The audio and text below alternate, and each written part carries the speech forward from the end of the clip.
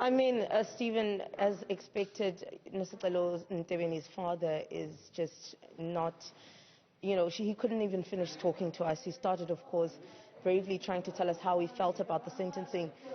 Basically, the family is not happy with the sentence that he received. They were hoping for a life sentence with no parole. So Alutha Pasile has been sentenced to 25 years for the murder of Nosicelo Mtebeni. Not only that, Stephen, he's also received 10 years for defeating the ends of justice. Now, these two sentences will run concurrently. Of course, now Alutha is still here inside the courtroom, is still the dock. He is about to be taken out just now, and Nosicelo's family has also just left. I mean, just before you came to us, we spoke to Nosicelo's father, and Nosicelo's father had said that his main problem and issue with this entire sentencing and Alutha trying to apologize to him is the fact that he will never be able to see his daughter ever again. However, Alutha's family will be able to see him again should they wish to do so when he is behind bars rather, Stephen. I mean, he was so emotional. You could hear it in his voice when he was talking to us. His voice was trembling. And you could see there, Stephen, that there was mixed emotions of anger and disappointment, hurt. I did not see joy or relief at all.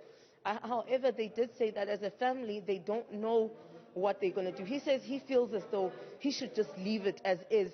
There's nothing he can do about it. But his older brother said they're going to go back home with the entire family and talk to the entire family to find out what are the options of ensuring that he gets a life sentence with no possible chance of parole. Because, Stephen, with the 25 years that he's been given for the murder, running concurrently with the 10 years, at most he has to serve 14 years in order to be considered for parole. And that's exactly what Alutha's father, that's what's upsetting Nosicelo Mtebeni's father regarding the sentencing.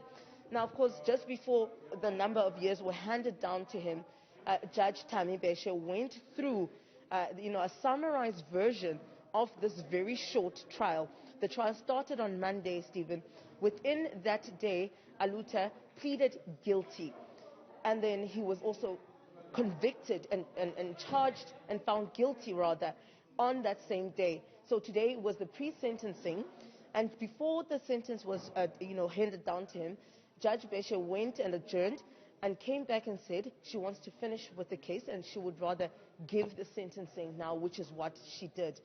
Now, I'm sure you heard from the proceedings today, Stephen, is that the defense's angle was trying to show how remorseful Alutha was for what he did, but not just only the remorse part, bringing in his childhood, his background, at what could have contributed or triggered him that moment. But of course, the state said that should not have been the case. I mean, we found out that he had thought that Nosicelo was actually cheating on him. He did this because he suspected infidelity. But it turns out, upon investigation, Stephen, those messages that he actually saw were his own messages that he sent in 2019. It really is quite something that we're seeing here. I mean, it seems that, there's just no rational, logical explanation for what happened, Sipha. I mean, we've got all of this terrible pain for the family. We've got a person who's now dead and can never come back to us. I mean, it's just the most bizarre set of circumstances that's played out.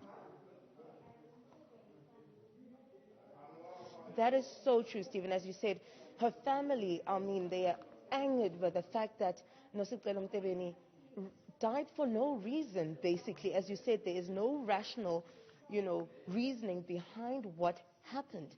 So, you take a look at also what the defense has said, saying that what the state was trying to portray as premeditated was actually a spur of the moment, trying to show that in that instant, Alutha was triggered, hence what happened, and also saying that the stab wounds were not fatal, they're not what caused the death. However, her hitting her head against the wall was what really killed Nosicelo. But the state says who threw her against that wall heavily, of course, with intentional force, Stephen. So that is where the state stood with that, argument that the defense was bringing forward.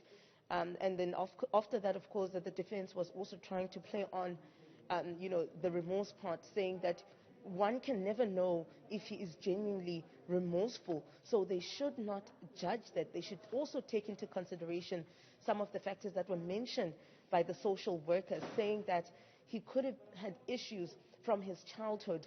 His father, an absent father, not just an absent father, but a father who, when he left, damaged the home, had also played a role and a critical role in that. Sipha Kema, thank you very much indeed. Our reporter live in the High Court in East London after that most extraordinary story.